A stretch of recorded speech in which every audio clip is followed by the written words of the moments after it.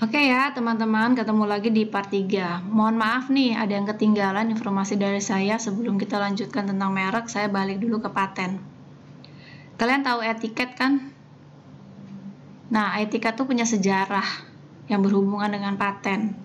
Tapi sejarahnya tuh nggak enak. Ya, boleh saya buka kasusnya? Bentar. Nah, ini. Nah, kasusnya tuh berawal dari seseorang yang bernama Bambang Tanuwijaya. Itu dia menciptakan sebuah program yang sekarang dikatakan sebagai etiket. Ya, ya namanya bahasa program di komputer itu ya isinya ya nggak tahulah angka-angka atau apalah gitu ya. Kadang-kadang kita awam yang lihat kayak cacing lah gitu ya, kita nggak ngerti gitu. Nah, berawal dari situ Bambang Tanuwijaya itu berpikir dong, dia menciptakan suatu karya bahasa program itu kalau nggak dijual buat apa. Nah, untuk ngejual itu dia harus kerjasama dengan airlines yang membutuhkan program tersebut, dan perusahaan yang harus menggunakan program etiket itu harus punya jaringan ke travel agent, ke airlines yang lain ya, atau travel online dan sebagainya. Makanya Bambang Tanuwijaya melakukan presentasi lah ke beberapa airlines ya, salah satunya adalah Garuda Indonesia Airlines. Nah, pada saat presentasi itu tertariklah Garuda. Pada saat itu sebelum tahun 2000 lah gitu ya. Sebelum tahun 2000 tuh di Indonesia khususnya masih pakai tiket kertas gitu ya, belum pakai etiket. Nah, setelah dipresentasikan ternyata tertarik, kemudian terjadilah negosiasi bla bla bla. Ternyata akhirnya disepakati bahwa Garuda mau membeli program tersebut setelah didemonstrasikan. Didemonstrasikan bahasa program itu harus dimasukkan ke dalam suatu program lain gitu ya. Aplikasinya ada lagi supaya bisa muncul koneksi kepada jadwal penerbangan yang kosong atau jalur-jalur penerbangan yang mau buka untuk etiket tersebut gitu ya. Intinya begitu gambarannya. Saya kurang begitu paham tentang urusan travel kayak gini ya. Nah, yang cuma mau saya informasikan kepada kalian adalah mudah-mudahan bisa diambil hikmahnya. Salah satu dari kegagalan warga negara pribadi, bukan perusahaan, yang menciptakan suatu produk atau karya kemudian dibeli oleh perusahaan. Dibeli, dibayar. Di sini nggak diungkapkan dibayarnya berapa, yang pasti itu dibayar putus. Nah, terus dipakai kan etiket sampai sekarang. Ya, ada penjualannya dong, keuntungannya segala macam. Nah, sama kasusnya dengan Pak Raden yang menciptakan boneka unyil. Akhirnya Bagus Tanuwijaya itu tidak bisa mendapatkan royaltinya atau keuntungan dari penjualan, mungkin ya akan seumur hidup kalau misalnya belum ada produk etiket yang lain ya. Mungkin belum ada orang yang menciptakan model, bukan etiket, mungkin kali nanti di masa depan apalah gitu ya istilahnya, mirip-mirip kayak gitu. Apalagi sekarang udah zaman online, mungkin banyak anak-anak milenial yang lebih pintar dari Bagus Tanuwijaya menciptakan sesuatu yang out of the box. Saya nggak tahu ke depannya, bisa saya terjadi seperti itu, etiket jadi nggak laku lagi. Kalau udah nggak jadi laku lagi ya udah penjualannya berhenti karena udah digantikan produk yang lain gitu intinya ya. Nah, terus yang jadi masalah lagi adalah, itu yang pertama, masalah pertama. Masalah kedua adalah, jadi pada saat udah terjadi transaksi jual putus itu, Bagus Tanuwijaya itu nggak tahu kenapa datang ke Departemen Haki dulu di Daan Mogot ya, mendaftarkan produknya tersebut, mendaftarkan produknya etiket tersebut, didemonstrasikan lah bla bla bla. Kemudian Departemen Haki mengiyakan, meloloskan permohonannya, diberikanlah hak paten. Nah, kemudian beberapa bulan kemudian, kalau nggak salah nih di ceritanya di dalam koran ini, clipping ini, Garuda Indonesia kemudian berpikir, wah kalau saya mau menjual supaya tidak ambil oleh airlines lain atau travel agent lain, saya harus daftarin juga dong. Datanglah dia ke Departemen Haki juga mendemonstrasikan. Cuma saya nggak tahu kenapa keputusannya Departemen Haki kok juga memberikan istilahnya sertifikat Haki kepada Garuda Indonesia. Namun karena unsur ada teknologi harusnya paten, itu nggak bisa diberikan lagi kepada Garuda. Akhirnya Departemen Haki itu memberikannya hak cipta. Hak cipta itu dinilai dari bahasa programnya. Kalau paten ya dinilai dari unsur teknologinya. Udah nih, dua-duanya udah dapat sertifikat nih. Kemudian Garuda langsung menggunakan etiket itu untuk penjualan tiket dan segala macam gitu ya, dia dapat keuntungan. Tapi lama-lama pihak Garuda mikir, ini kok dalam satu produk ada dua sertifikat Haki. Ya, akhirnya diajukanlah ke pengadilan sampai ke tingkat Mahkamah Agung. Akhirnya siapa yang terkalahkan? Siapa yang bisa jawab? Yang kalah siapa? Yang kalah ya Bagusan Wijaya. Karena apa? Dia sudah mendapatkan pembayaran dari Garuda. Jadi kalau namanya jual beli, hak kepemilikan dari barang tersebut sudah dialihkan kepada si pembeli.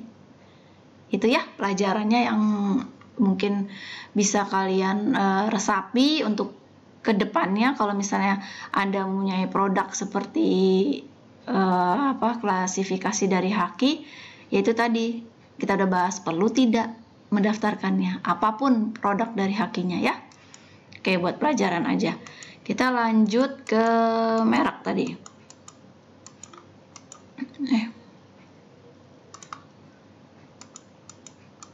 Ya, merek tadi sampai di sini.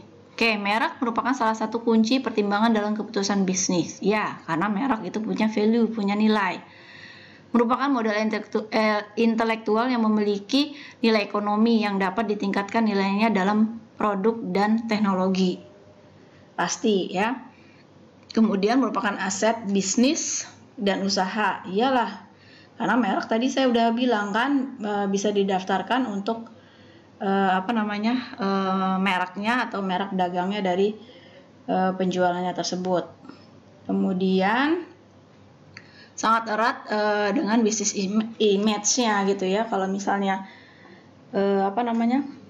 sudah terkenal, otomatis gitu ya, otomatis sudah diakui ininya mereknya gitu ya, ada nilainya.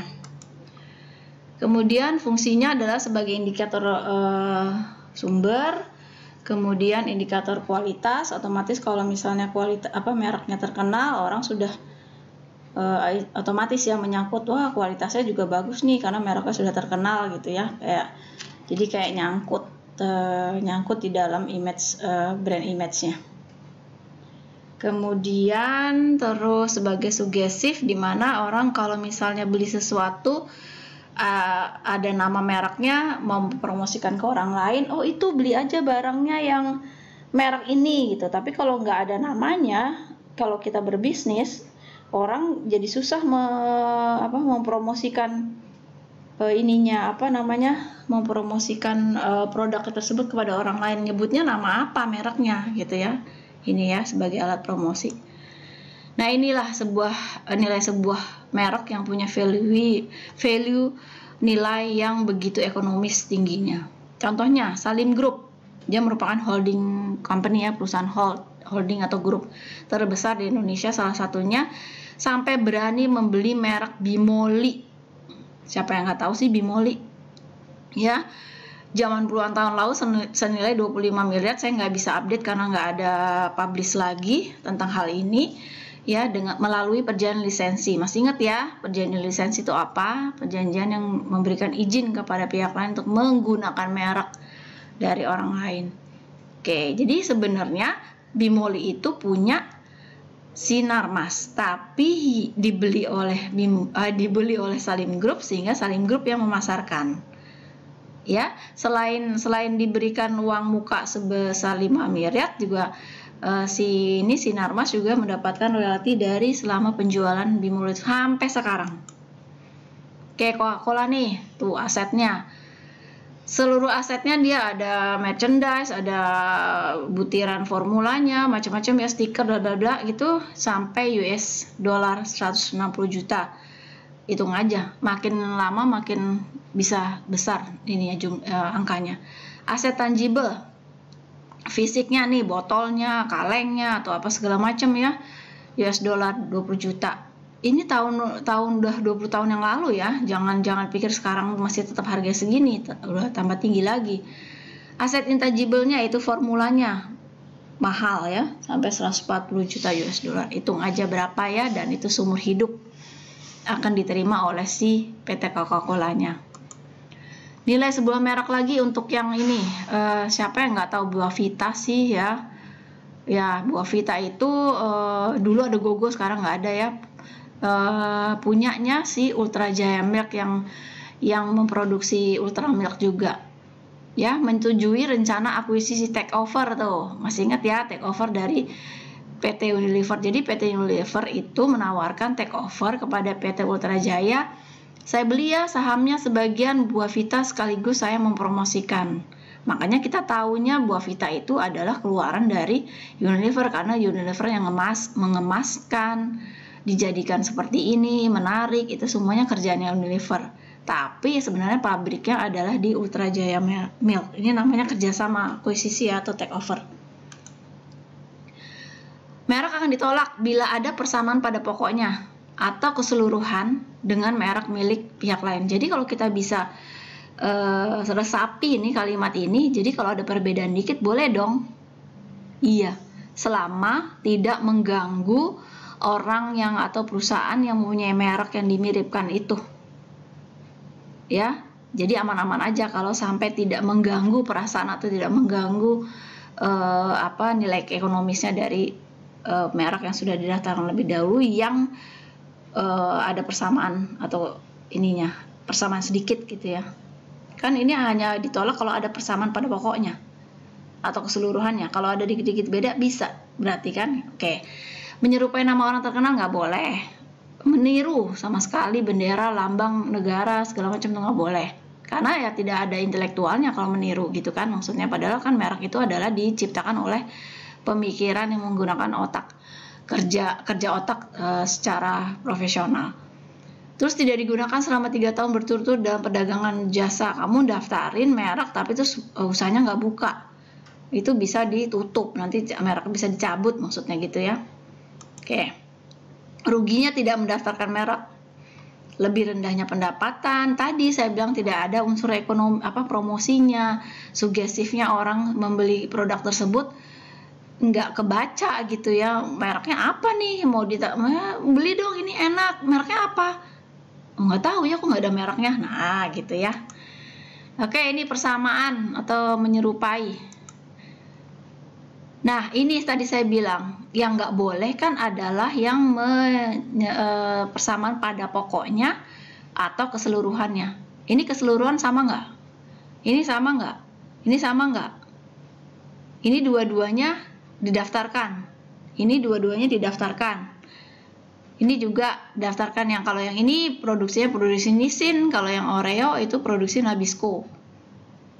Ya kamu nilai sendiri, dan ini tidak ada sengketa ya, karena mungkin masing-masing, saya nggak tahu mana yang didaftarkan lebih dahulu, masing-masing tidak merasa terganggu oleh kemiripan dari produk ini. Tapi untuk konsumen kadang-kadang pada saat dia disajikan di rak yang sama, konsumen jadi kalau misalnya buru-buru nggak sempat lihat maksudnya mau Oreo tapi yang ambil Rodeo gitu ya, dan orang ini menyangka bahwa satu pabrik misalnya karena mirip ya, satu pabrik PT Gobel ini bukan PT Gobel sebenarnya, tapi kan karena logonya mirip, gambarnya mirip, jadi orang punya asumsi sama ya udah beli aja sama karena udah terkenal. PT Gobel itu menciptakan produk yang mereknya nasional, ini merek dagang ya, ingat kalau PT Gobelnya itu merek.